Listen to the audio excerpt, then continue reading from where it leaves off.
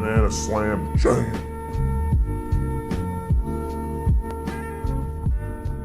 Okay, guys. A question that's been posed in my chat has been, BSJ, how do you feel about the 2-2-1 picking system, and how does it affect me playing or picking in pubs, especially as a carry player? So for the safety of the assumption of this video, I'm going to assume that the struggle is that carry players oftentimes pick third, fourth. If you pick fifth, this doesn't apply to you, but if you pick third, fourth in any role, it absolutely does apply. It doesn't just have to be carries. I think third, fourth is now the hardest role to pick. I would say you have to think very carefully, especially at high MMR levels. But in low MMR levels, it's very important, if you know these things, to worry about them as well, because the main thing in drafting right now is to make sure you don't lose in the draft. So it's really important to look at the two heroes you see already and the two heroes on your team. That's the really important aspect that we're going to be highlighting in this short video.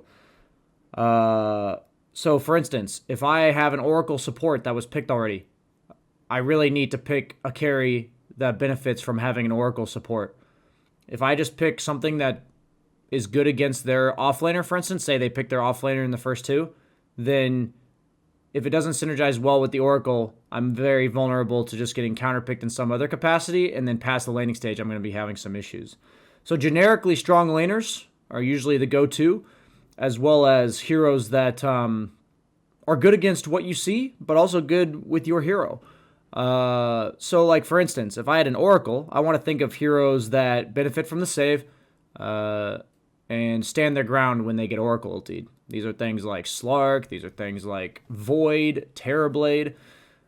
These come to mind, right? So if they then have a Bane support, a Bane 5 position, I then think I don't want to be a single target hero that gets disabled by Fiend's Grip and doesn't want to get picked off while split pushing.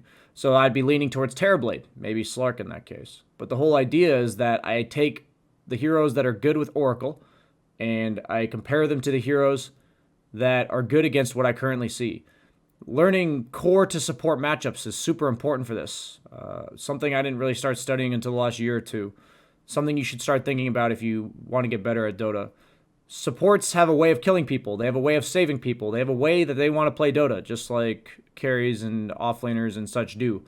So if the only information you're given now is that you see the enemy supports, it's very important that you pick strongly against them. You see an enemy Phoenix, consider a Lifestealer or a Jug.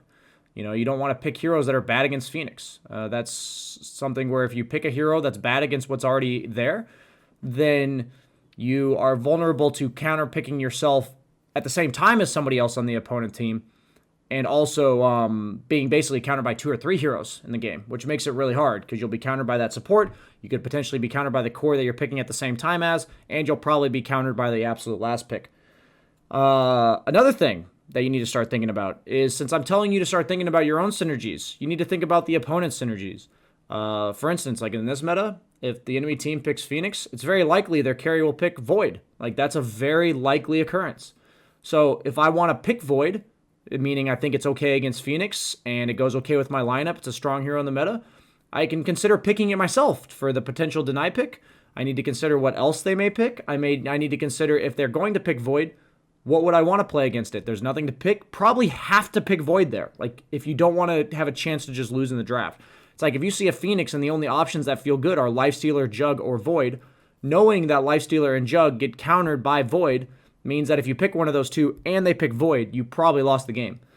These are the situations I like to try avoiding. Giving them a hero that not only synergizes with their heroes, but also counters mine. Oftentimes, it's very predictable to see what the opponent's going to pick if you think about what they want to be picking with the heroes they currently have. This may not always happen at lower brackets, but the cool thing is, if you think about this kind of shit and they don't pick synergies, then great, their lineup doesn't have any natural synergies. How to learn about these synergies? Study Pro Dota. See what supports are often paired with what cores. It happens very, very regularly. It requires understanding of more than just offlane to safe lane matchups now. I think that's the issue that a lot of carry players are facing, where in the past they kind of just picked to counterpick the offlaner, and that's like the matchup they've really come to know. But if you really want to be the next level carry player and expand your knowledge of Dota, it requires you to think about the other matchups in the game, and they do affect you just as much. If you're dealing with a support like a Bane, like an Earthshaker, heroes that don't naturally die to these heroes are super powerful, right? Like, you want to be able to pick these heroes. Like, against Shaker, Spectre's the best carry in the game. So if I see Wyvern Shaker on the opponent team, I'm probably picking Spectre. This is an example where even if the core matchup's not all that great, I have a hero to focus in fights because I know my hero's getting in Shaker and Wyvern, right? So it gives my hero a purpose in the draft, even if it is countered. Obviously, if they also pick Void and then last picks, Viper, it's going to be a hard Spectre game. But that happens very less often than it would otherwise if you were to pick into supports that counter you. I've realized in the games I've played that if I pick into supports that counter my hero, it's almost becomes impossible if the opponent last pick counters me and their carry's like decent against me. So that's the highlight I want to give about this patch. It's really about thinking about how you synergize with the heroes you've already picked, how good you are against what heroes they already have, and what heroes they would be inclined to pick with what they already have. Do they need more team fight? Do they need more split push?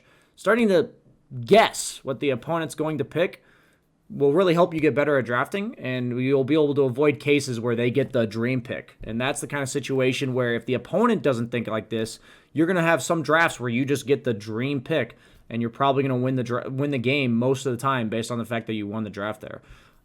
So for me, it's all about avoiding draft losses in pubs and potentially thinking about yourself getting a draft win. Is if you're thinking critically about this stuff better than the players in your game, you'll on average have better picks. Hope that helped. I think it's a question worth answering.